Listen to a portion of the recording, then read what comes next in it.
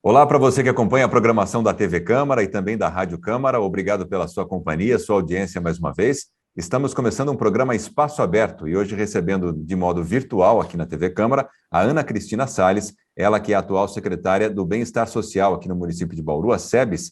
Ana, muito obrigado pela sua presença, por ter aceitado o nosso convite para estar aqui com a gente.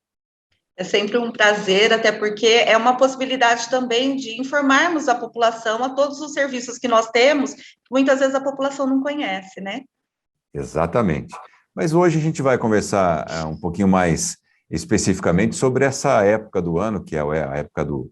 Eu ia falar inverno, mas a gente ainda está no outono. O inverno se antecipou esse ano, pegou um pouco mais de surpresa algumas pessoas, mas é claro que a equipe da SEB já tem essa programação, então a gente vai entender um pouquinho como é que funciona, até porque muita gente, Ana, acaba escolhendo as ruas para morar. É uma escolha de cada cidadão, né?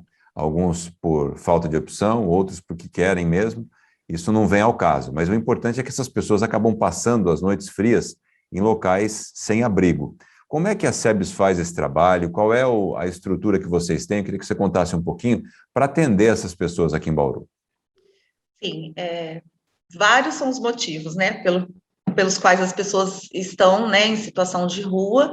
E dentro da política de assistência, nós já temos alguns serviços que são tipificados para atendimento dessa população, né? Então, nós temos o Centro POP, que é o centro de referência da pessoa em situação de rua, né? Ele é executado diretamente por profissionais da própria secretaria, né? Então, vamos pensar como se fosse um CRAS ou uma unidade básica de saúde, onde eles têm como referência, é a porta de entrada para todos os serviços para eles, né? A partir daí, nós temos uma equipe de abordagem social. Essa equipe, nós temos uma parceria, né? Nós temos um termo de colaboração onde a SEBS financia o serviço de abordagem social e quem executa atualmente é a organização Casa do Garoto. Então, essa equipe também são profissionais qualificados que percorrem as ruas, né, tanto do centro quanto dos bairros do município, justamente ofertando, fazendo esse acolhimento às pessoas que estão em situação de rua, até para que eles também conheçam que existem possibilidades de serviço que possam acolhê-los, onde eles possam restabelecer, né, um novo projeto de vida. Então, à medida que eles vão tendo essa adesão a esse serviço, né, aos encaminhamentos que essa equipe faz também, nós temos os outros serviços que chamam casas de passagem. Essas casas de passagem é justamente esse período em que eles estarão nesse processo de saída das ruas, né? Então, quando eles aceitam essa saída, eles podem ficar, né, temporariamente nessa casa de passagem, também com uma equipe qualificada, né? Lá nós temos assistentes sociais, psicólogos, educadores sociais, que vão acompanhar todo esse processo. Verificar a inclusão em mercado de trabalho, verificar também a questão dos vínculos familiares, né? Embora a porta de entrada, o Centro POP, ele também já faz esse trabalho de verificar quem são os familiares, qual é a cidade de origem, né? E aqui no município nós temos 3 casas de passagem. Então, normalmente, independente de nós termos frente frias ou não, nós já temos a capacidade de atendimento para 110 pessoas nessas 3 casas de passagens. Através também de termo de colaboração e de financiamento da SEBS, essas casas de passagem funcionam no albergue do SEAC, né, no Esquadrão e também na Bom Pastor. São 3 organizações, né, que participam do chamamento público e que se organizaram para ser essas casas de passagens, né? Então, normalmente, nós já temos essas vagas. Dentro do nosso planejamento, e como nós sabemos que já início de maio, finalzinho de abril, a gente já começa a se organizar para a ampliação desses serviços. Por quê? Porque a gente já sabe que virão frentes frias, né? E aí a gente não pode atuar no improviso. Né? A gente sabe que existe uma adesão maior dessa população e o Centro POP, que funciona normalmente durante o dia, né? No acolhimento, no cadastramento dessas pessoas, no encaminhamento, nesse resgate dos vínculos familiares, ele também funciona provisoriamente nesse período, né, de maio até finalzinho de julho, mais ou menos, acolhendo aquelas pessoas que têm mais vínculos ali com o serviço, né, e que optam por ficar por ali, pela questão também do frio, e que não estão nas casas de passagem. Então, com isso, a gente consegue ampliar em torno de 30 vagas de atendimento somente pela FEBS, né?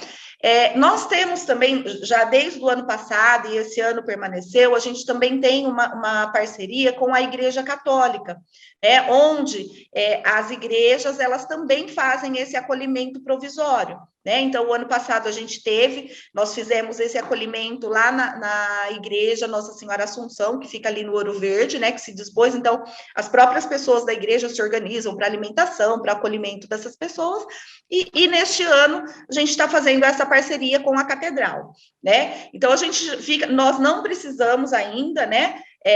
Foi o suficiente para o atendimento que nós tivemos até agora, nós ainda não precisamos ter esse acolhimento provisório na igreja, até porque esses serviços que nós organizamos têm dado conta, mas a gente sempre tem que deixar um plano B, né? Justamente porque a intenção é que ninguém fique na rua, que ninguém fique sem a oferta do serviço.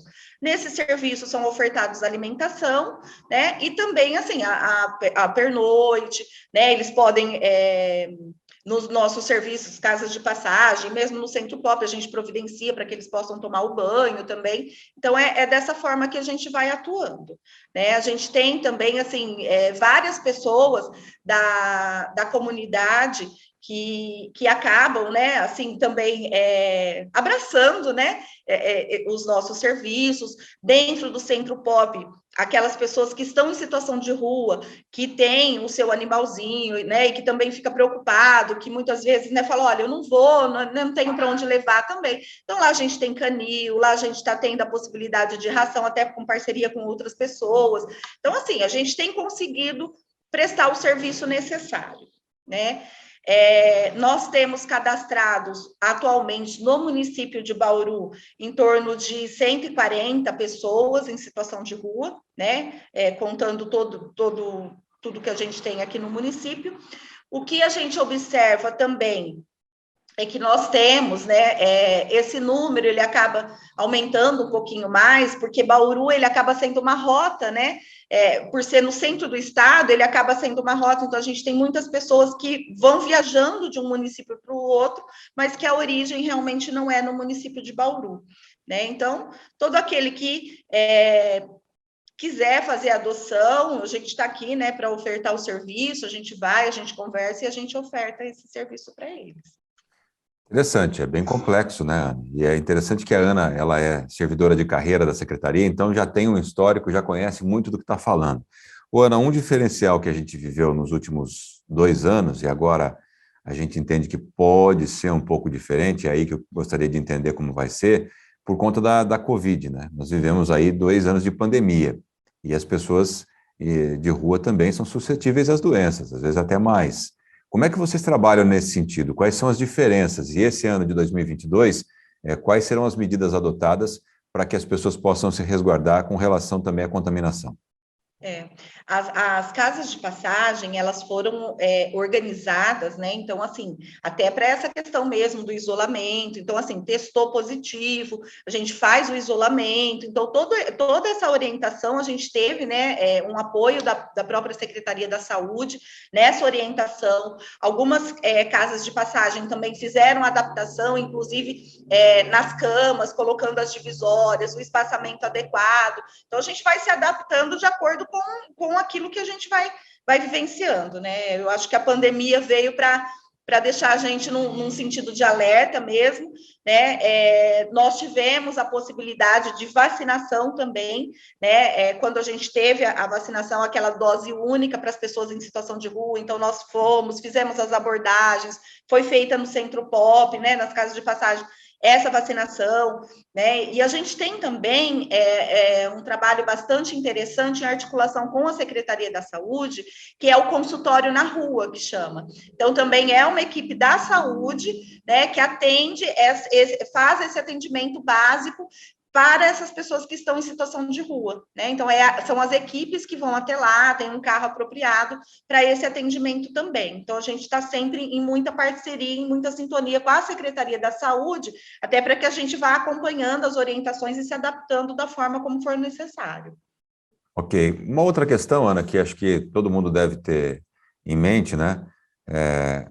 Com relação às pessoas que não aceitam, porque o trabalho é oferecido, você disse que tem aqui aproximadamente 140 pessoas cadastradas no município, esse número, acredito eu, seja flutuante, até porque tem muita gente que tem casa, mas resolve, às vezes, até por conta às vezes, usuários de droga, que acabam ficando alguns dias para a rua. Acho que esse número é flutuante, mas muitos deles, ou alguns deles, eu não sei a porcentagem disso, mas alguns não aceitam, não querem ir para o serviço, preferem, mesmo no frio, mesmo nas condições adversas, continuar na rua. Como é que vocês trabalham isso? E quais são os motivos que levam essas pessoas a não aceitar o serviço? Na verdade, assim, a gente tem algumas pessoas que são mesmo mais reservadas, que não aceitam, que se recusam, né? Aí já tem aquele local específico onde fique, por mais frio que esteja, né? Eu percorri com a equipe as ruas também, então, assim, a gente vê que a equipe se esforça no sentido de ofertar, de conversar, mas alguns não aderem, né? O que a gente observa que é um número até que pequeno, né? Assim, que acaba não aderindo, mas as principais causas, né? Assim, que a gente observa é muito mais uma questão de saúde mesmo, né?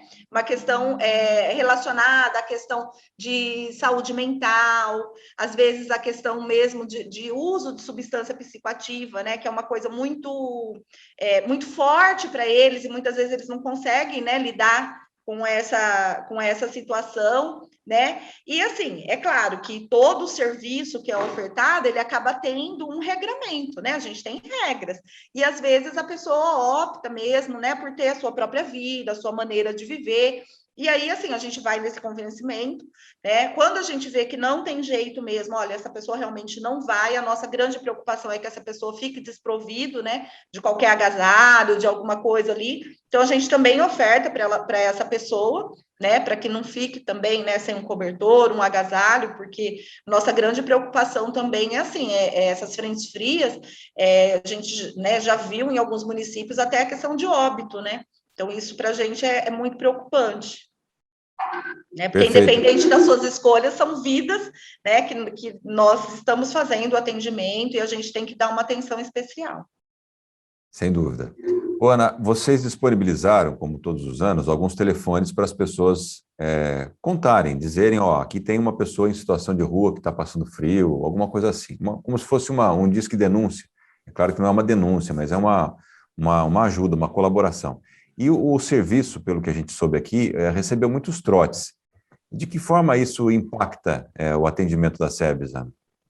Na verdade, assim, esse telefone que a gente deixou disponível é da equipe da abordagem social, né? Porque como elas percorrem as ruas do município, o que a gente identificou é justamente situações que você falou para a gente. Então, assim, não são pessoas que vivem na rua, mas são pessoas que têm residência e por algum motivo estão nas ruas. Né? Então, a gente teve, assim, várias denúncias que, quando a gente foi verificar, não eram pessoas em situação de rua, né? Eram pessoas que poderiam ter procurado, por exemplo, o CRAS, porque assim, a gente tem várias famílias em situação de vulnerabilidade no município, né? Então, a porta de entrada para as famílias, para as pessoas que residem nos bairros, que têm a sua residência, é o CRAS, porque cada serviço ele tem a sua finalidade, né? Então, para atender essas pessoas que está em situação de rua, é o Centro POP. Quando nós temos essa situação, não, olha, eu tenho uma residência, eu resido em algum lugar, né, eu tenho uma família e tudo mais, aí a porta de entrada é o CRAS. Né? E é isso que a gente observou, alguns casos que não eram essa situação, né, não era uma situação assim, então, com isso, acabou fazendo com que a equipe perdesse muito tempo. Né? Então, ela ia nos locais, chegava lá, não era aquela situação, então, assim, né, procurar observar bem essa questão mesmo, aquelas pessoas que ficam na rua, geralmente os vizinhos já conhecem, as pessoas já sabem, né, mesmo as pessoas da área central. Esses dias nós estivemos ali na Praça Rui Barbosa, conversando com algumas pessoas, então, assim, eles até falam, olha, a gente já até conhece as pessoas que ficam por aqui. Né? Então, só para observar isso, é claro que a equipe está disponível para ir, para ofertar o serviço, mas a gente acaba perdendo tempo e poderia estar atendendo uma outra situação. Perfeito. Ana, para a gente finalizar, você falou do CRAS, eu acho que isso é importante, né? O atendimento emergencial é como se fosse um pronto-socorro, se a gente for comparar com a área da saúde, né? E o CRAS é a unidade de saúde do bairro. Ela pode atender a longo prazo, atender de uma outra forma, uma orientação. Isso, Então, isso. como estão espalhados os CRAS? Quem quiser participar, como é que faz para ter esse atendimento?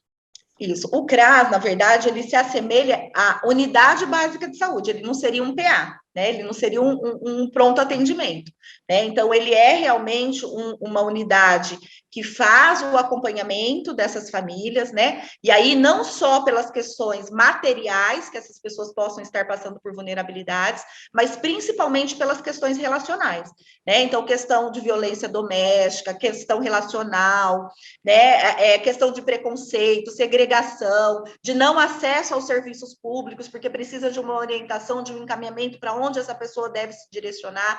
Então, assim, a gente fala mesmo que o CRAS ele é o espaço das famílias, justamente por isso, porque vai ser a referência para a família para todos os outros serviços, né? Mas independente da situação de vulnerabilidade que essa família, que essa pessoa esteja passando, ela pode procurar o CRAS mais próximo da sua casa, né? E que ela vai ter as informações, ali vai ter a equipe que vai poder orientá-la, né? Onde ela deve se dirigir, de que forma ela tem que fazer. Se for um acompanhamento dentro do próprio CRAS, isso será realizado, né? Então, depende muito, por isso que a gente sempre fala, olha, passa pelo CRAS.